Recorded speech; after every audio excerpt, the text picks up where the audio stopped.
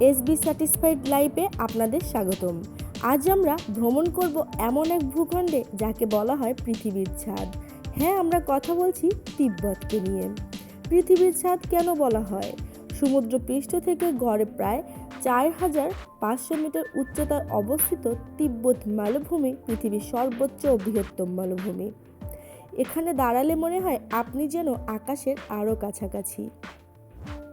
নীল আকাশ, ভেসে চলা মেঘ আর দিগন্ত জোড়া পাহাড় সবকিছুই যেন এক অলৌকিক অনুভূতি তৈরি করে। এই অঞ্চল বর্তমানে চায়না এর একটি শাসিত অঞ্চল, যার সরকারি নাম তিব্বত অটোনমাস রিজিয়ন। হিমালয়ের বুকে মহিমা। তিব্বতের দক্ষিণ সীমান্ত জুড়ে বিস্তৃত এই মহামান্য হিমালয়াস, বিশ্বের সর্বোচ্চ শৃঙ্গ মাউন্ট এভারেস্টের উত্তর দিকটির তিব্বতের ভিতরেই অবস্থিত। এই পর্বত শুধু একটি শৃঙ্গ নয়, এটি সাহস, ধৈর্য ও মানব সংকল্পের প্রতীক। তুষার ঢাকা শিখরগুলো সূর্যের আলোয় সোনালী হয়ে ওঠে, আর সূর্যাস্তের সময় পুরো আকাশ রঙিন হয়ে যায় এক স্বর্গীয় ক্যানভাসে। লাসা, এখানে একে দেবতাদের শহর বলে। তিব্বতের রাজধানী লাসা। লাসা শব্দের অর্থই হলো দেবতাদের স্থান। এই শহর শুধু প্রশাসনিক কেন্দ্র নয়, এটি তিব্বতের আধ্যাত্মিক হৃদয়। এখানে অবস্থিত ঐতিহাসিক পোটেলা প্যালেস। সাদা লাল রঙের বিশাল এই প্রাসাদ একসময় দালাই লামাদের শীতকালীন আবাস ছিল। আজ এটি ইউনেস্কো ওয়ার্ল্ড হেরিটেজ সাইট এবং তিব্বতের সবচেয়ে পরিচিত প্রতীক। প্রাসাদের প্রতিটি দেওয়াল, প্রতিটি করিডর যেন ইতিহাসের গল্প বলে। তিব্বতের প্রধান ধর্ম হলো তিব্বতীয় বৌদ্ধ ধর্ম। রাস্তার পাশে ঘুরতে দেখা যায় প্রার্থনার চাকা। মানুষ হাঁটতে হাঁটতে প্রার্থনা করে, মন্ত্র জপ করে ও মনি পদ্মে ধোয়। লাসার জোখাং মন্দির তিব্বতের সবচেয়ে পবিত্র স্থানগুলোর একটি। সন্ন্যাসীদের শান্ত মুখ, ধূপের গন্ধ আর ঘণ্টাধ্বনি সব মিলিয়ে এক গভীর আধ্যাত্মিক পরিবেশ তৈরি করে। এখানে ধর্ম শুধু বিশ্বাস নয়, এটি জীবনযাপন। তিব্বতে রয়েছে অসংখ্য উচ্চভূমির হ্রদ। ইয়ামড্রোক ও নামচো হ্রদ তাদের মধ্যে সবচেয়ে বিখ্যাত। স্বচ্ছ নীল পানির এই হ্রদগুলো পাহাড়ের কোলে যেন নীল রত্নের মতো ঝলমল করে। প্রকৃতির এমন নিস্তব্ধ সৌন্দর্য মানুষকে নিজের ভিতরে তাকাতেই বাধ্য করে। তিব্বতের মানুষ সরল জীবনযাপন করে। প্রচলিত পোশাক, চুবা ইয়াকের দুধ থেকে তৈরি খাবার আর পাহাড়ি জীবনের সাথে খাপ খাওয়ানো জীবনধারা সবকিছুই আলাদা ও বৈচিত্র্যময়। তাদের কাছে সুখ মানে বিলাসিতা নয়, সুখ মানে শান্তি। তিব্বত আমাদের কি শেখায়? তিব্বত আমাদের শেখায় উচ্চতায় উঠতে গেলে ধৈর্য লাগে, নীরব থাকতে গেলে শক্তি লাগে, আর সত্যিকারের সুখ পেতে হলে ভিতরে শান্তিই যথেষ্ট। এই বিশাল মালভূমিতে দাঁড়ালে মানুষ নিজের ক্ষুদ্রতাকে উপলব্ধি করে আর প্রকৃতির মহিমাকে সম্মান করতে শেখে। পৃথিবীর ছাদে দাঁড়িয়ে যখন বাতাস মুখে লাগে, তখন মনে হয় জীবন আসলে খুব সহজ। তাই কম চাও, বেশি কৃতজ্ঞ হও, প্রকৃতির ভালোবাসা আর শান্ত থাকো। আর এটাই আমাদের চ্যানেল এসবি স্যাটিসফাইড লাইফ। কিন্তু তিব্বতের গল্প এখানেই শেষ নয়। এর ইতিহাসের ভাঁজে লুকিয়ে আছে এক রহস্যময় অধ্যায়। এক সময় ছিল যখন তিব্বতের রাজধানী লাসা ছিল বিশ্বের জন্য প্রায় নিষিদ্ধ এক শহর। হ্যাঁ, লাসা ছিল ফরবাইডেন সিটি। শতাব্দীর পর শতাব্দী ধরে তিব্বত তার দরজা বাইরের বিশ্বের জন্য প্রায় বন্ধ রেখেছিল। বিদেশি ভ্রমণকারী বা ব্যবসায়ীদের জন্য প্রবেশ ছিল অত্যন্ত সীমিত। কেন? কারণ তিব্বত তার ধর্মীয় ঐতিহ্য, সংস্কৃতি ও আধ্যাত্মিক জীবনকে রক্ষা করতে চেয়েছিল। বাইরের প্রভাব যেন তাদের বিশ্বাসকে না বদলে দেয়, এ ছিল প্রধান উদ্বেগ।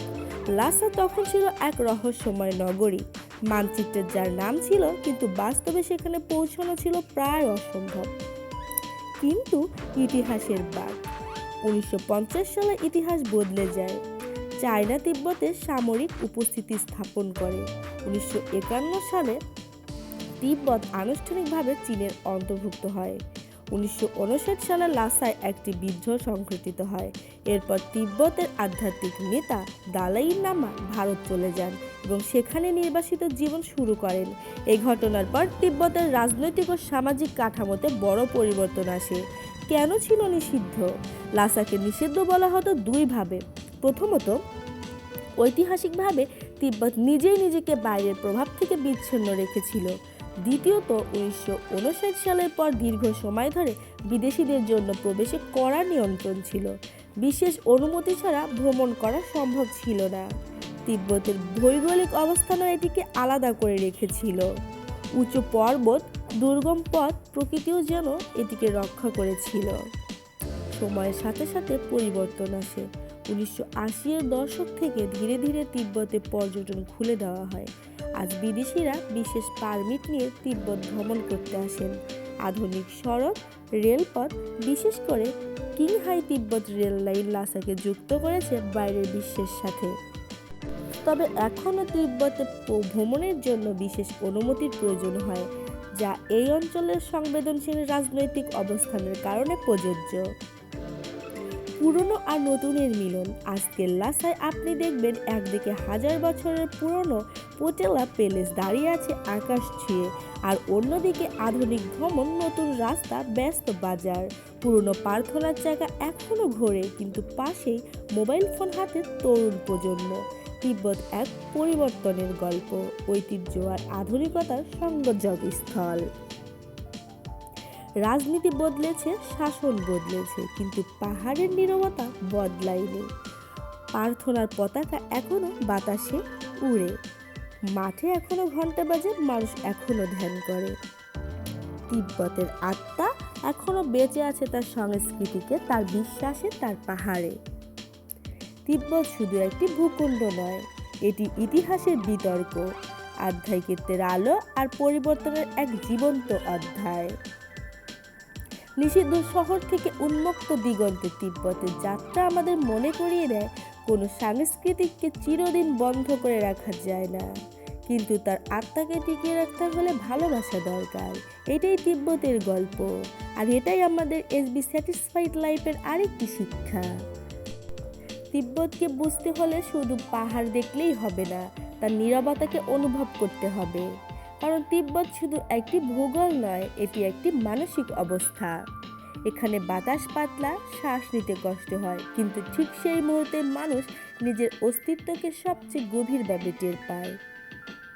পৃথিবীর ছাদে দাঁড়ালে বোঝা যায় আমরা কত ছোট, আর প্রকৃতি কত বিশাল।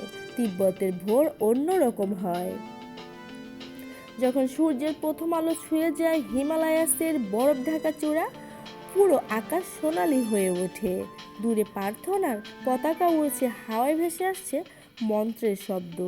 মনে হয় সময় এখানে ধীরে চলে, এখানে মানুষ দৌড়ায় না, এখানে মানুষ থামে আর ভাবে। তিব্বতকে অনেকেই পৃথিবীর আধ্যাত্মিক শক্তির কেন্দ্র মনে করেন। লাসার রাস্তায় হাঁটলে দেখা যায় বয়স্ক মানুষ কাঠের প্রার্থনার চাকা ঘোরাচ্ছেন, তরুণ সন্ন্যাসী মন্ত্র জপ করছেন, আর দূরে পাহাড় চুপচাপ সব কিছু দেখছে। এই ভূমি আমাদের শেখায়, শান্তি বাইরে খুঁজে পাওয়া যায় না, শান্তি জন্মায় ভেতরে। তিব্বতের জীবন সহজ নয়। শীত দীর্ঘ, অক্সিজেন কম, ভূপ্রকৃতি কঠিন, তবু এখানকার মানুষ হাসে। ইয়াকের দুধের চা, পাহাড়ি তৃণভূমিতে পশুপালন, সরল জীবন। এই কঠিন বাস্তবতার মধ্যেও তারা খুঁজে নিয়েছে সন্তুষ্টি।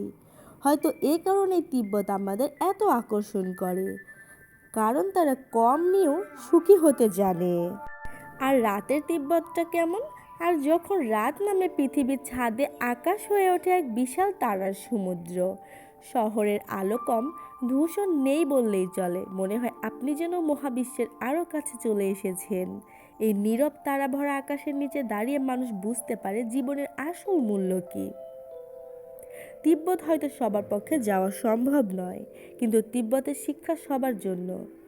উচ্চতায় উঠতে হলে ধৈর্য লাগে, সংস্কৃতি টিকিয়ে রাখতে হলে বিশ্বাস লাগে, আর সত্যিকারের সুখ পেতে হলে মনের ভিতর একটু নীরবতা দরকার। পৃথিবীর ছাদ থেকে আমরা শিখি জীবন যতই কঠিন হোক শান্ত থাকা যায়। এটাই তিব্বত, এটাই তার সৌন্দর্য, আর এটাই আমাদের চ্যানেল এসবি স্যাটিসফাইড লাইফ। তিব্বতের সৌন্দর্য শুধু পাহাড়ে নয়, তার মানুষেও। তিব্বতের মানুষ কঠিন প্রকৃতির সঙ্গে লড়াই করেই বড় হয়। শীতল হাওয়া, কম অক্সিজেন, দীর্ঘ শীত এদের থামাতে পারে না। তারা শক্ত, পরিশ্রমী আর ভীষণ সহনশীল। পাহাড়ি তৃণভূমিতে ইয়াক চড়ানো, হাতে তৈরি পোশাক, পরিবার কেন্দ্রিক জীবন, সরলতার মধ্যেই তারা খুঁজে পায় সুখ। তিব্বতে খেলাধুলারও রয়েছে নিজস্ব ঐতিহ্য। ঘোড় দৌড় এখানে শুধু খেলা নয়, এটি উৎসব। রঙিন পোশাক পরে মানুষ অংশ নেয় প্রতিযোগিতায়। তীরন্দাজি, কুস্তি এসব গ্রামীণ খেলাও জনপ্রিয়। প্রতি বছর বিভিন্ন অঞ্চলে ঘোড় দৌড় উৎসব হয়, যেখানে হাজারো মানুষ জড়ো হয় আনন্দে, সঙ্গীতে আর প্রতিযোগিতায়। কঠিন জীবনের মাঝেও তারা জীবনযাপন করতে জানে, হাসতে জানে, একসাথে থাকতে জানে। তিব্বতের সবচেয়ে বড় উৎসব হলো লোসার, তিব্বতী নববর্ষ। পুরো অঞ্চল রঙিন হয়ে ওঠে। মানুষ নতুন পোশাক পরে, পরিবার একত্রিত হয়, মাঠে বিশেষ প্রার্থনা হয়। ধর্ম, সংস্কৃতি আর আনন্দ সব মিলিয়ে এটি হয়ে ওঠে এক অনন্য অভিজ্ঞতা। তিব্বত আমাদের শেখায় কঠিন জীবন মানে অসুখী জীবন নয়। যদি আজকের এই তিব্বতের যাত্রা আপনাদের ভালো লেগে থাকে তাহলে এসবি স্যাটিসফাইড লাইফ চ্যানেলটি সাবস্ক্রাইব করুন। আমরা নিয়মিত এমনই শান্ত, অনুপ্রেরণামূলক এবং জ্ঞানমূলক ভিডিও নিয়ে আসি, যা আপনার মনকে একটু শান্ত করবে আর ভাবতে শিখাবে। ভিডিওটি ভালো লাগলে একটি লাইক দিন, কমেন্ট করে জানান আপনি কোন দেশ বা কোন রহস্যময় জায়গা নিয়ে পরবর্তী ভিডিও দেখতে চান। আপনাদের প্রতিটি লাইক, প্রতিটি কমেন্ট আমাদের আরও ভালো কন্টেন্ট বানানোর অনুপ্রেরণা দেয়। পৃথিবী বড়, গল্প অসংখ্য, আর আমরা থাকবো আপনাদের সাথে প্রতিটি যাত্রায়। এটাই এসবি স্যাটিসফাইড লাইফ চ্যানেল। ভিডিওটি ফ্রেন্ড এবং ফ্যামিলির কাছে শেয়ার করে দিবেন, যাতে তারাও উপভোগ করে। আর এখনই সাবস্ক্রাইব করে বেল বাটনটা অন করে দিন পরবর্তী ভিডিওটি পাওয়ার জন্য। জীবনকে ভালোবাসুন, নিজের যত্ন নিন, টেক কেয়ার। পৃথিবীর গল্প চলবে, আমরা সাথে থাকবো। SB satisfied life.